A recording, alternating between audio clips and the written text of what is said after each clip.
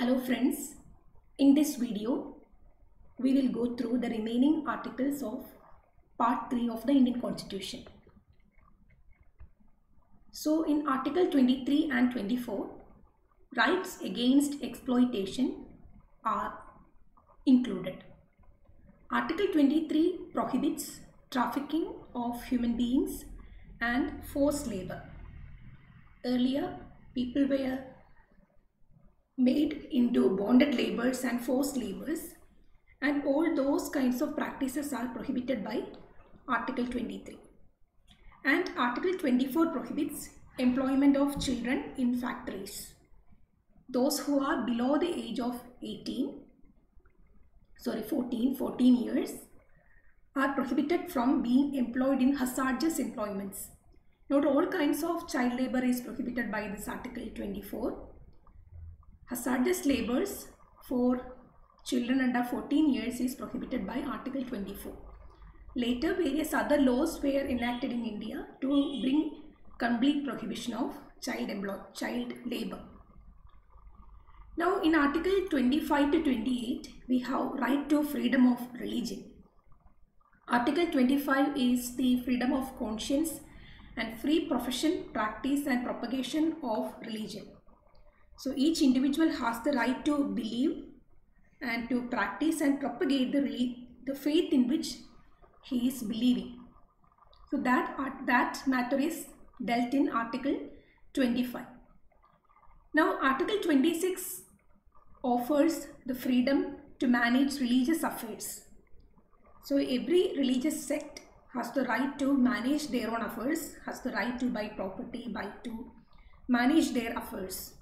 So Article 25 is about individuals' right to practice a religion, and Article 26 about right of a religious sect to maintain their affairs. Now Article 27 gives us the freedom of payment of taxes, freedom as to payment of taxes for promotion of any particular religion. This article actually gives us permits us that we need not pay, or we should not be compelled to pay any tax for the promotion or maintenance of any particular religion. So one cannot be forced to pay tax for the promotion of any one particular religion. This article offers us the freedom not to be compelled for paying tax for the promotion of a religion. And Article 28 gives us freedom as to attendance at religious instructions or religious worship in certain educational institutions. In educational institutions completely funded by the state, we have the freedom to choose not to attend any religious instruction or religious worships in that educational institution. That freedom is provided by Article 28. So these four articles, Articles 25 to 28, gives us the freedom of religion. The freedom to believe what we like and freedom to practice that. So other aspects are also included in Article 27 and 28. Now Article 29 and 30 give us cultural and educational rights. Article 29 protects the interests of minorities. Who are minorities?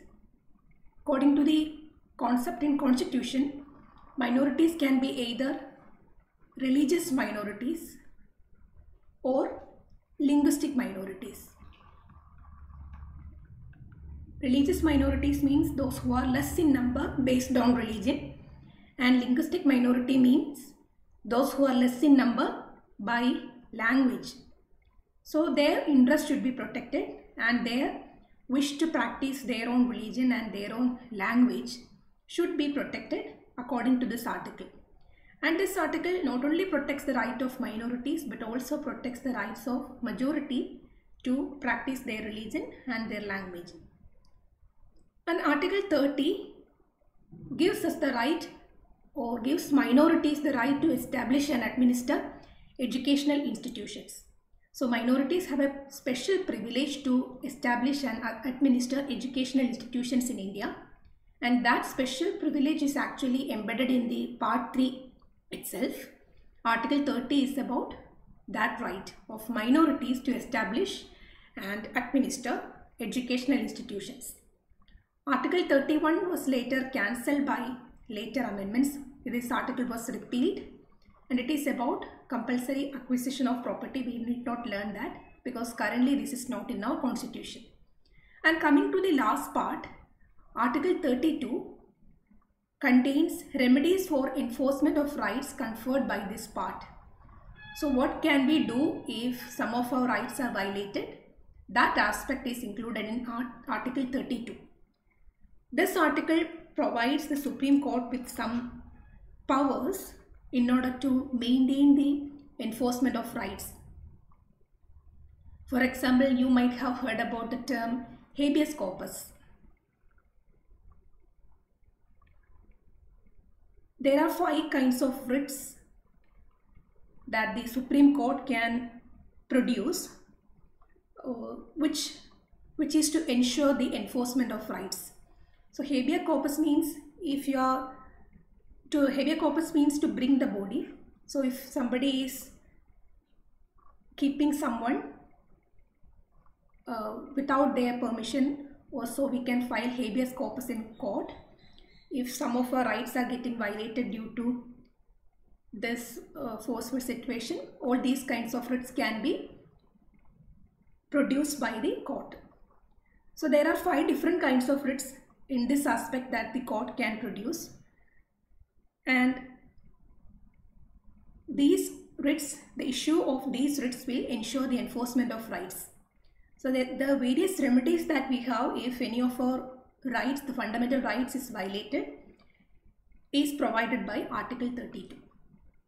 So these are the major articles of Indian Constitution. We have went through all the articles and their meaning. It is not very important to study each and every article. I leave it up to you to mark and study any 5 important articles from this part. So I suggest you to study Article 14, Article 19, Article 21, then Article 21A, Article 25, and maybe Article 29. And if you are interested, you can also study Article 15, Prohibition of Discrimination. So I would suggest you to just by heart these article numbers and the matter dealt with that. So these are some of the most discussed and most important articles in this part. So I hope you understood the meaning of all these articles and the matter dealt within them. Thank you.